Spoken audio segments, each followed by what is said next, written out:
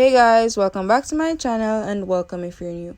So in today's video I'll be showing you guys how to do motion blur in VideoStar. So if that is something you are interested in, stick around for the rest of the video. Now firstly, you can find VideoStar on the App Store, so let's launch the application and get into it. Now once you open the app, you simply need to click on the plus sign in the top right hand corner to select your video format. Now once you have found the appropriate video format or the appropriate video size that you want, you'd simply need to click on edit video. Now at this point, you'd be required to click on the plus sign to add your video, and once you've added your video, you'd simply need to click on it to open.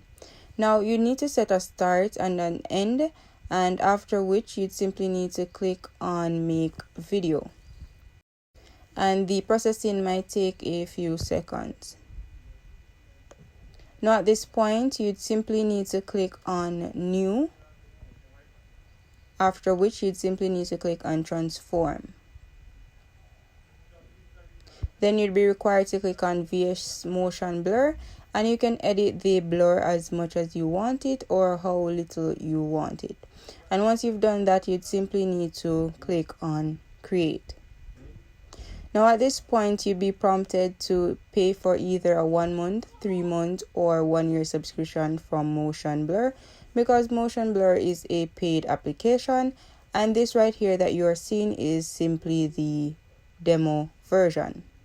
So as I've said earlier, you can pay for the 1 month, that is $4.99 monthly, or for 3 months, that is $12.99, or for the year, which is $29.99.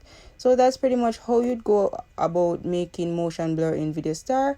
However, you'd have to pay for the pro version or the proscription if you wanted it without the watermark.